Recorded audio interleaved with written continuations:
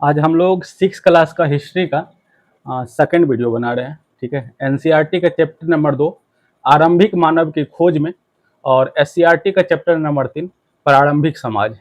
ठीक है, आप लोग का टाइम थोड़ा सा बच जाए इसके लिए हमने पहले से मैप ड्रॉ करके रखा है। कल जो हम लोग क्लास किए थे उसके आधार पे कुछ क्वेश्चन है। ठीक है, आप लोग इसका जवाब कमेंट सेक्शन में देंगे। नक्श ए रुस्तम क्या होता है ये बताएंगे।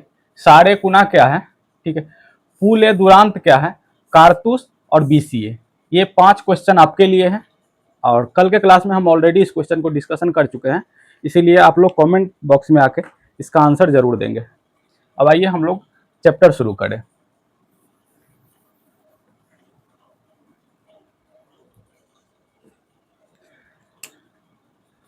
सबसे पहला आपके एनसीईआरटी में है कि आरंभिक मानव कैसा था। आरंभिक मानव कैसा था। कल आप लोग को हम बताए हुए थे कि आरंभिक मानव जो था सबसे पहला आखेटक था,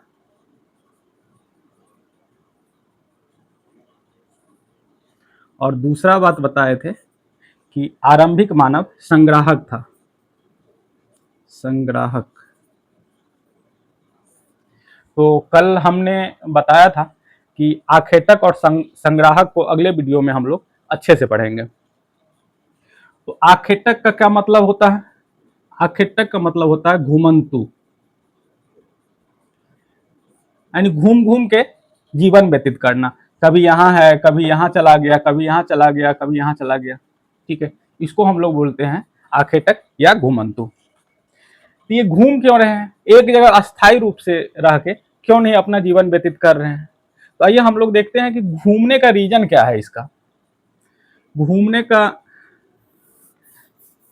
सबसे पहला रीजन है भोजन का खोज।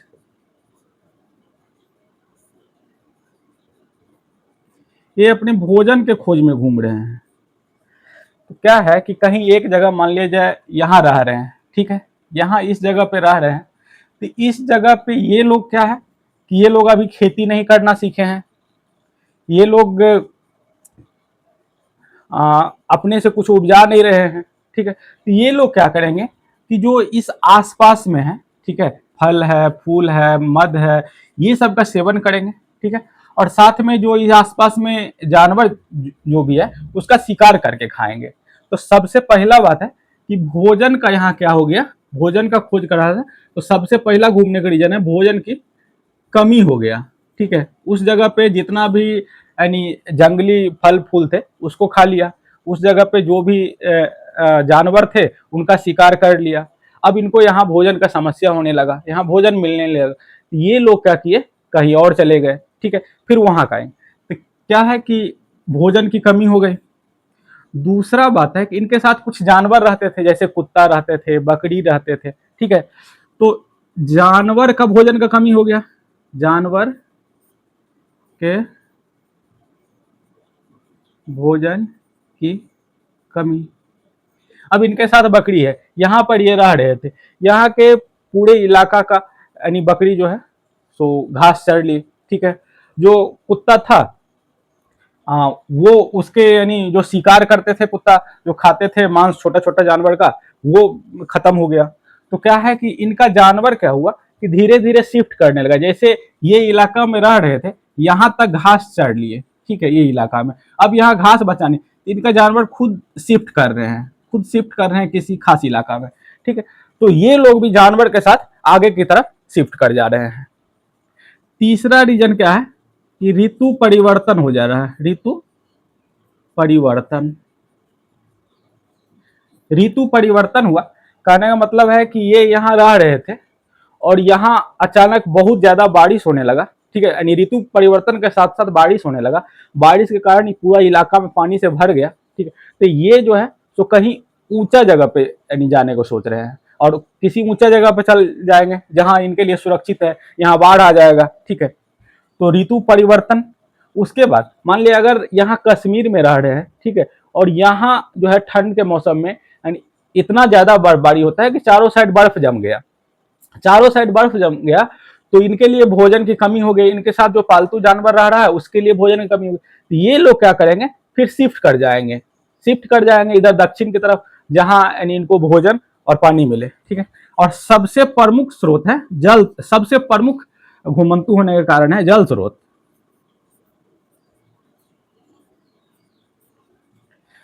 जैसे यहाँ मान लीजिए अगर बिहार में रह रहा है, और बिहार में क्या हो रहा है कि जैसे गर्मी का महीना आया तो यहाँ जितना तालाब है वो सूख गया, ठीक है।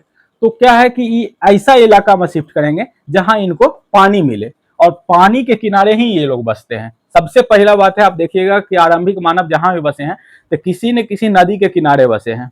तो सबसे मेन रीजन है इसका इनका कि पानी का कमी। तो ये था आरंभिक मानव के आखेटक होने का कारण। अब हमने दूसरा बात बताया कि ये लोग जो थे संग्राहक थे।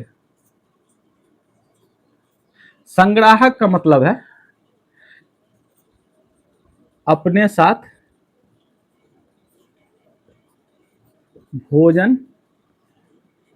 का संग्रह कर रखना। यानी ये लोग अपने साथ ना इमरजेंसी के लिए कुछ भोजन रखते हैं। आज भी हम लोग यानी इमरजेंसी के लिए जो किसान है तो वो उतना धान तो रखते हैं घर में कि कभी इमरजेंसी पड़ जाए, चाहे अगले साल सुखाड़ आ जाए, उनका खेती कम हो, तो इस धान से वो काम चला सके। तो एक संग्राहक दो प्रकार से थे, एक अपने साथ जो जंगली फल फूल था, फल फूल मधु, ठीक है, इनको ये लोग साथ रखते थे। साथ में ये लोग ना चलते फिरते भी संग्राहक थे कि ये अपने साथ जो है जैसे बकरी रखते थे, छोटा छोटा जानवर को पालतू बनाए थे, तो आवश्यकता के अनुसार बकरी से दूध निकाल के भी खा लेते थे जरूरत पड़ने पे, और जब भोजन का कमी हुआ इसका मार के मांस भी खा लेते थे। तो इस प्रकार ये लोग संग्राहक हुए।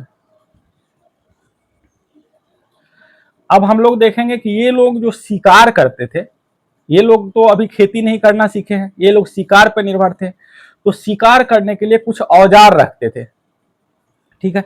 और वो औजार कैसा था,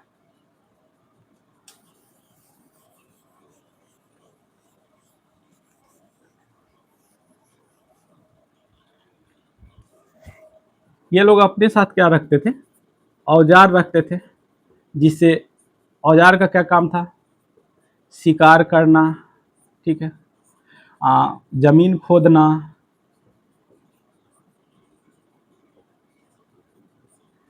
पेड़ का डाली काटना,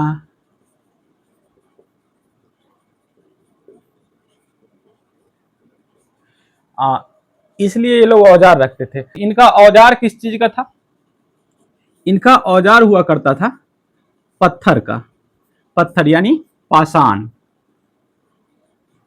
इनका औजार हुआ करता था पाषाण का, और सारा काम ये लोग पाषाण से ही करते थे। इसीलिए इनके युग को, आरंभिक मानव के युग को हम लोग बोलते हैं पाषाण काल।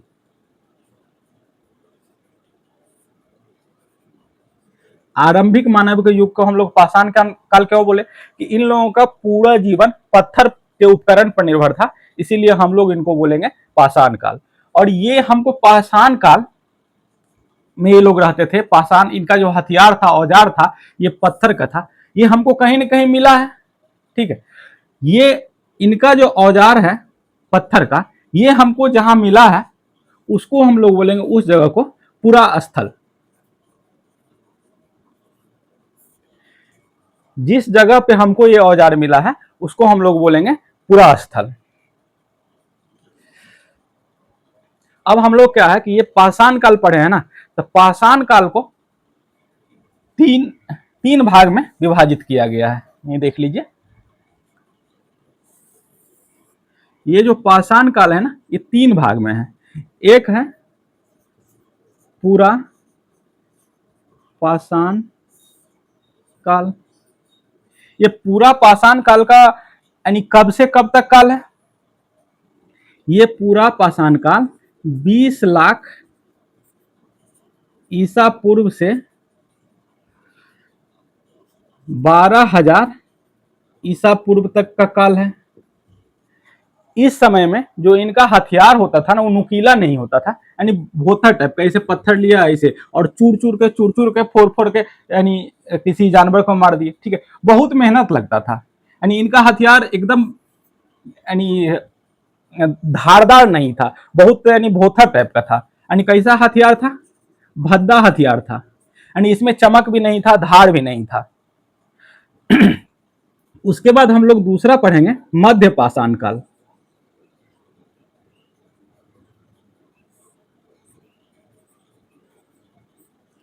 इस काल का जो इस समय का जो काल है 12,000 ईसा पूर्व से 10,000 ईसा पूर्व, ठीक है। और इस समय में जो ये लोग हथियार बनाने लगे, ये हथियार तेज और नुकीला हथियार बनाने लगे। जैसे इस टाइप का हथियार ये लोग बनाने लगे, ठीक है। यहां से धार हो गया, इस टाइप का हथियार बनाने लगे, एकदम इस टाइप का हथियार बनाने लगे, यानी तेज और नुकीला। अब इनका काम क्या हो गया? थोड़ा सा आसान हो गया। उसके बाद तीसरा काल इसमें हम लोग पढ़ेंगे नवपाषाण काल। नवपाषाण काल, इस समय का जो काल है ये 10,000 ईसा पूर्व से 450, हाँ 4500 ईसा पूर्व, इस समय काल है। और इस समय का जो हथियार था धारदार हो गया, पॉलिशदार हो गया,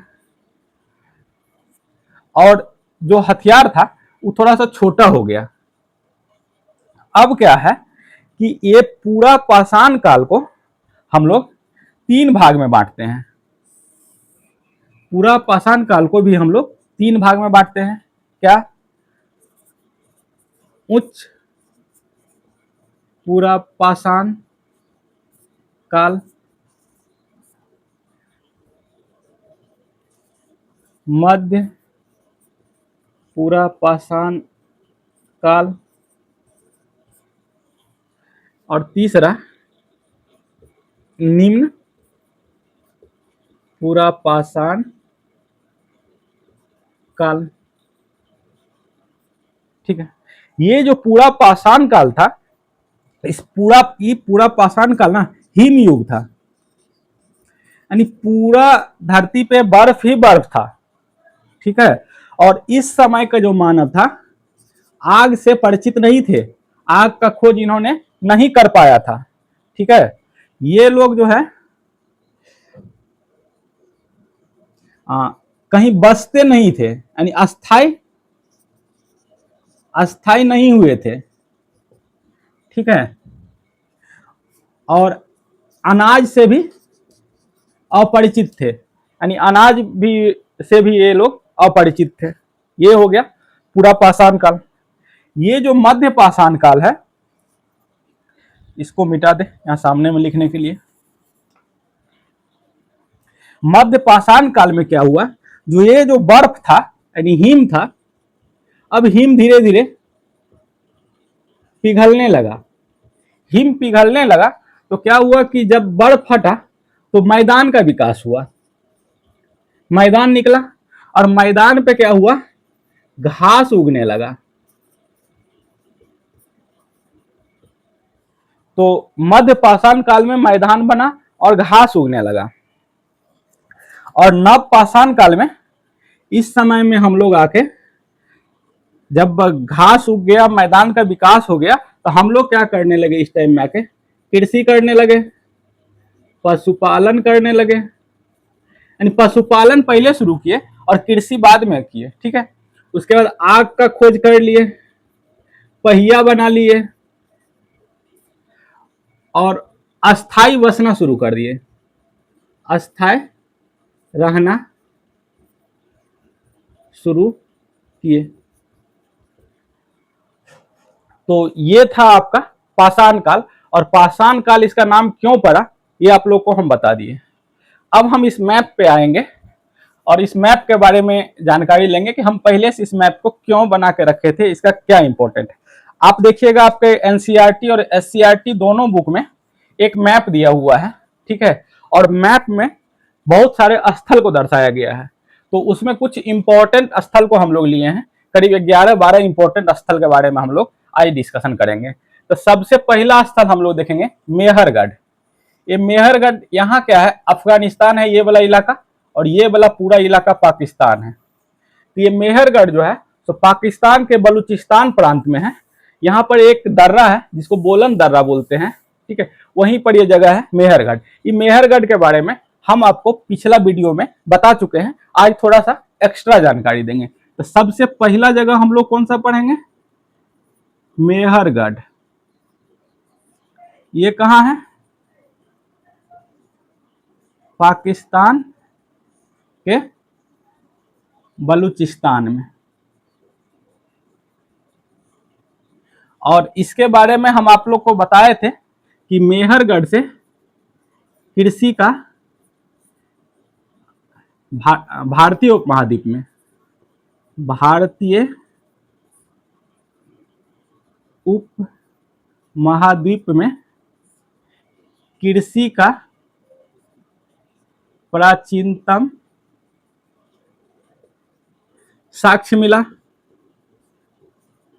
साथ में आपको ये भी बता दिए थे कि एक जगह है उत्तर प्रदेश में जिसका नाम है लाहुरा देव, ठीक है, वहां कृषि का साक्ष्य मिला है।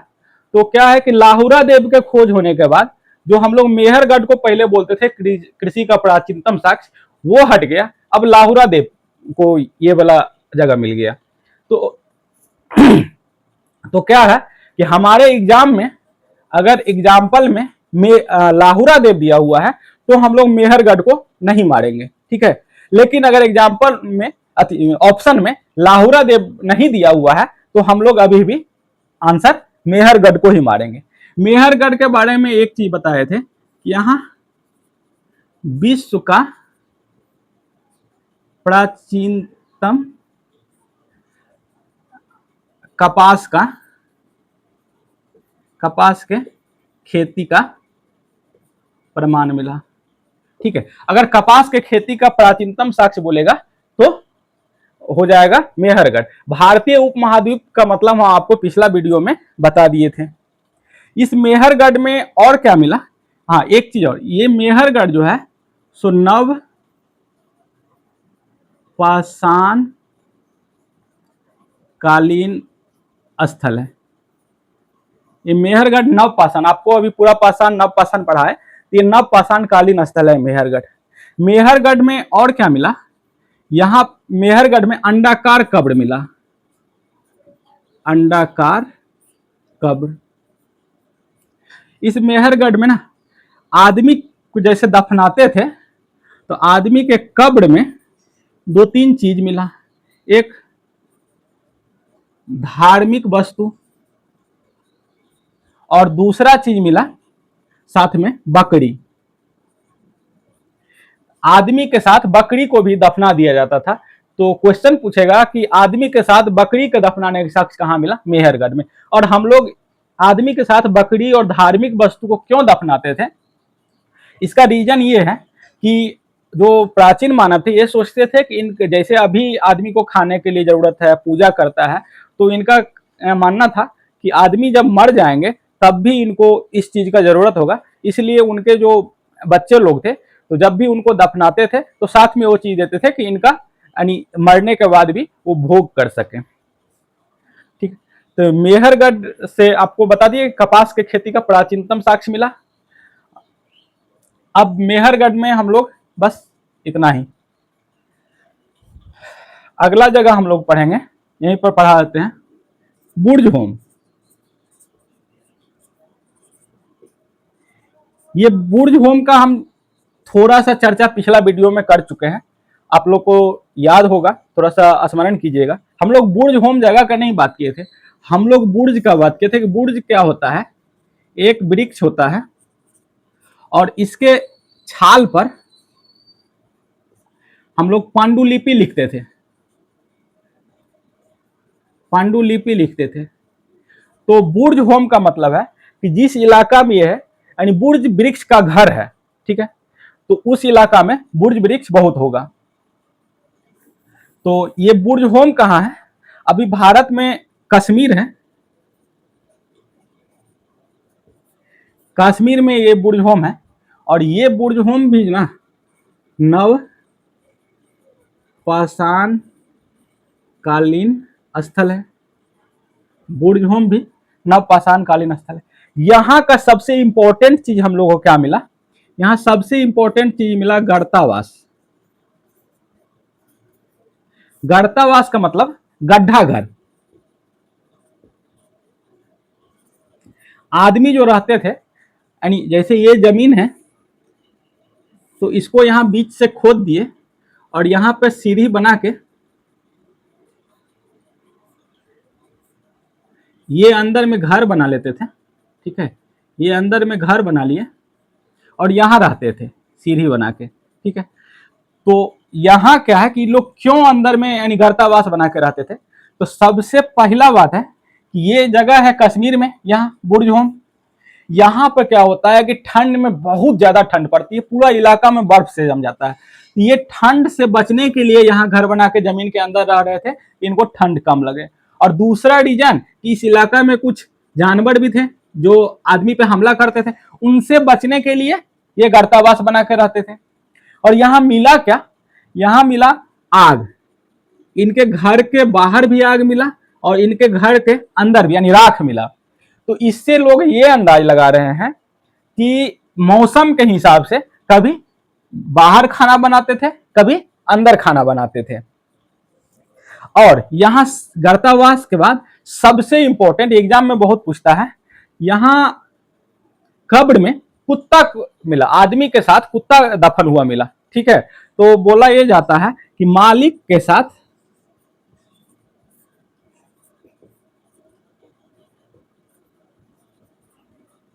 कुत्ता को दफनाने का साक्ष्य मिला। यानी कुत्ता का दफनाने का क्या रीजन हो सकता है? सबसे पहला रीजन तो यह हो सकता है कि कुत्ता अपने मालिक से बहुत प्यार करता है, तो जब मालिक मर गए तो सोचे कि चलो इनका बहुत प्यारा कुत्ता था, इनके साथ जाए। और दूसरा बात है कि कुत्ता हमारा रक्षक होता है, ठीक है। तो उनके जो मर गए उनके बच्चा लोग को ये सोचना होगा कि अभी हमारे पिताजी को यहाँ के बाद कौन रक्षा करेगा, तो साथ में जो इनका कुत्ता था उनको भी दफना देते थे कि जाओ तुम इनका रक्षा करना। ये हम लोग बुर्ज होम पढ़ लिए। अब हम लोग तीसरा जगह पढ़ेंगे, यहां आएंगे चिरांद। ये बहुत इंपॉर्टेंट जगह है।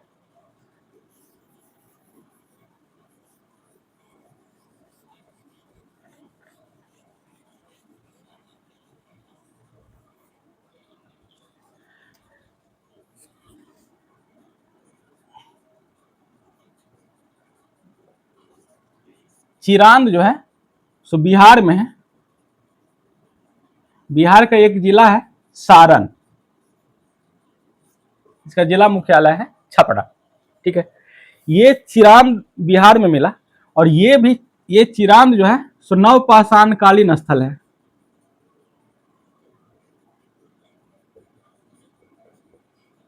और यहां क्या मिला? हड्डी का उपकरण मिला। पत्थर का भी उपकरण मिला, लेकिन हड्डी का उपकरण जो है सो बहुत बड़े मात्रा में मिला, खासकर हिरण के हड्डी का उपकरण मिला चिरांद में। और दूसरा चीज यहां मिला बकराकार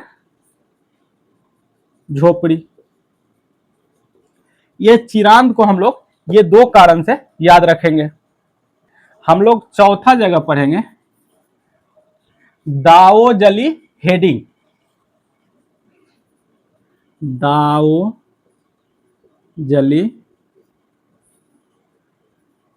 हेडिंग,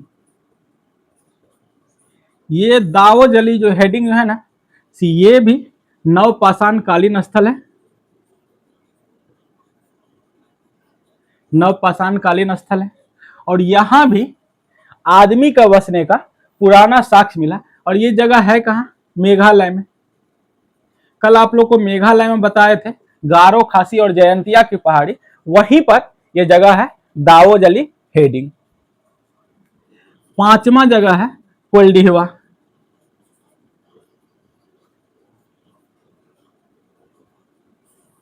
ये कोल्डिहवा जो है यूपी में है, उत्तर प्रदेश में, और ये भी नवपाषाण कालीन स्थल है।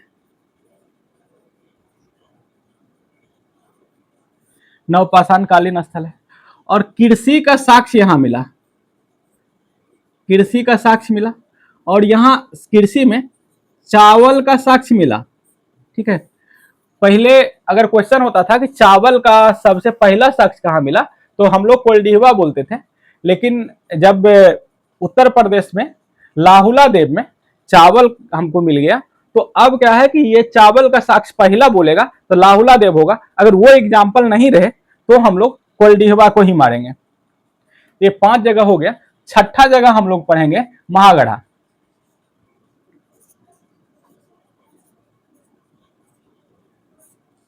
ये महागढ़ा ना, ये भी यूपी में है, और ये भी नवपाषाण कालीन स्थल है महागढ़ा।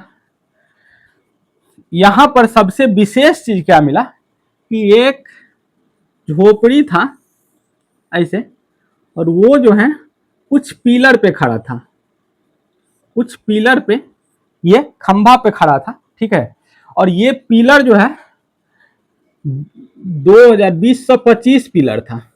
ठीक है, इतना पिलर पे घर खड़ा था। तो बोला गया ये संभवतः बहुत बड़ा घर था, और बहुत बड़ा घर उस टाइम में आदमी क्या करेंगे, तो गाय के रखने के लिए यानी ये घर बनाया था। तो अगर आपको पूछेगा कि गौशाला का साक्ष्य, गौशाला का साक्ष्य कहां मिला, तो महागढ़ा में मिला। हम लोग 7 नंबर पे पढ़ेंगे भीमबेटका।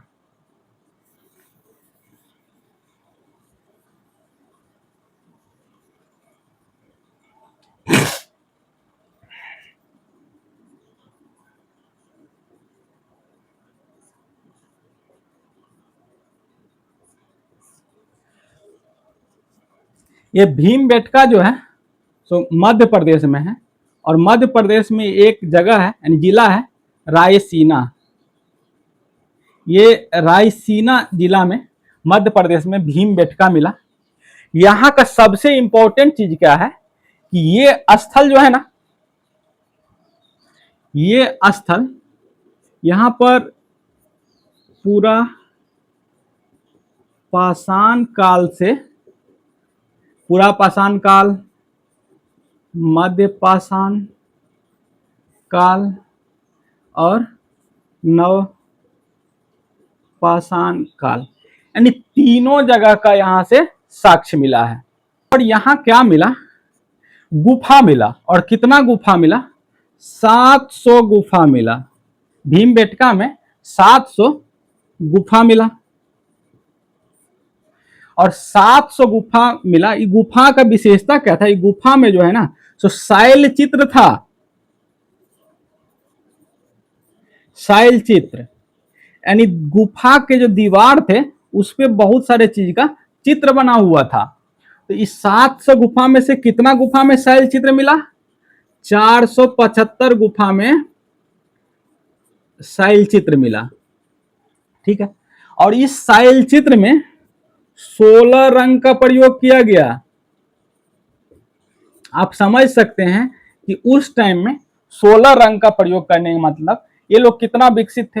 और इस 16 रंग में सबसे ज्यादा सफेद का प्रयोग किया गया, सफेद रंग यानी उजला रंग का प्रयोग किया, और 2 नंबर पे लाल रंग का प्रयोग किया गया है। और इस चित्र में 29 प्रजाति का चित्रण किया गया है, 29 प्रजाति का चित्रण किया गया है।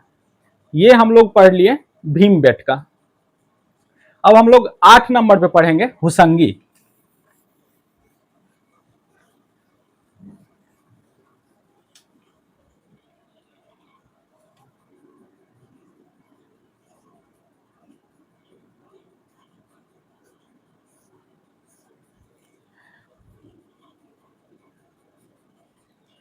ये हुसंगी जो है ना, एक यहाँ पर कृष्णा नदी बहती है, कृष्णा नदी, ठीक है, उसका सहायक नदी है, इसका नाम है हुसंगी। तो हुसंगी क्या है? कृष्णा का सहायक नदी है। और ये और ये जगह कहाँ है हुसंगी? ये जगह है हुसंगी कर्नाटक में।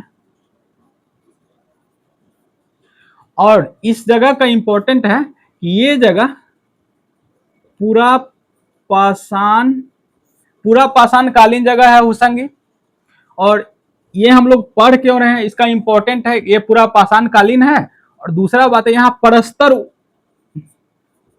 परस्तर उद्योग मिला, यानी परस्तर उद्योग का मतलब पत्थर का उद्योग था। यहाँ पर पत्थर का कारोबार होता था। तो हम लोग हुसंगी पढ़ लिए। 9 नंबर पे हम लोग को पढ़ना है कुरनूल। कुरनूल की गुफाएं। ये कुरनूल की गुफाएं कहाँ है? ये आंध्र प्रदेश में है। और ये भी कुरनूल का जो गुफा है पूरा पाषाणिक स्थल है, पूरा पाषाण कालीन। ये कुरनूल का गुफा भी पूरा पाषाण कालीन स्थल है। यहाँ का सबसे इंपॉर्टेंट चीज क्या मिला कि यहाँ चूल्हा मिला, और चूल्हा में राख मिला।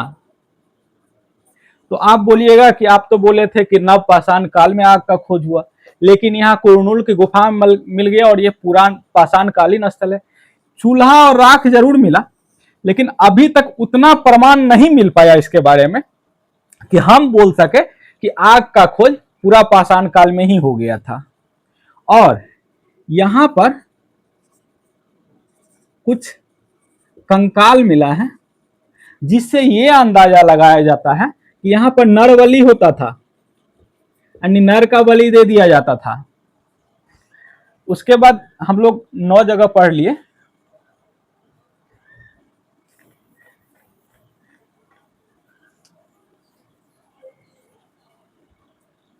दसवां जगह पढ़ेंगे इनाम गांव। इनाम गांव ये स्थल जो है ना सो महाराष्ट्र में है।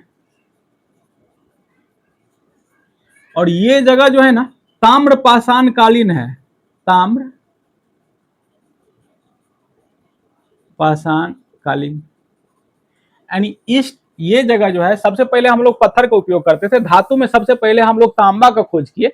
और जब तांबा और पत्थर दोनों को साथ मिला के हथियार बनाने लगे, उस काल को हम लोग बोलते हैं ताम्र पाषाणिक काल।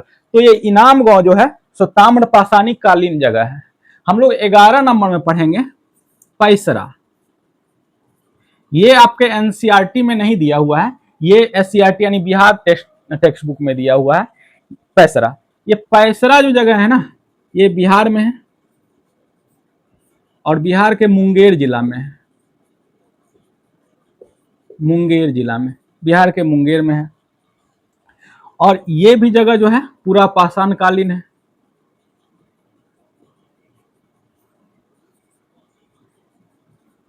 ये पूरा पाषाण कालीन जगह है।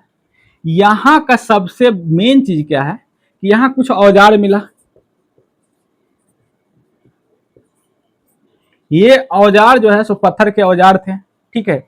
और ऐसा ही सेम औजार फ्रांस में भी मिला, यानी जैसा फ्रांस में औजार मिला वैसा ही औजार कहां मिला? पैसरा में। पैसरा कहां है? बिहार के मुंगेर जिला में। और यहां के बारे में ये अंदाजा लगाया जा सकता है कि ये आवास निर्माण स्थल था, आवास निर्माण स्थल था। तो आपके एनसीईआरटी में इतना ही था, और एससीईआरटी में हम लोग अगला वीडियो लेके आएंगे। आप लोग थोड़ा सा देखिए, लाइक कीजिए, सब्सक्राइब कीजिए, और हमको बताइए कि क्या बेहतर कर सके आपके लिए और कौन टॉपिक्स पे आपके लिए वीडियो बना सके। धन्यवाद।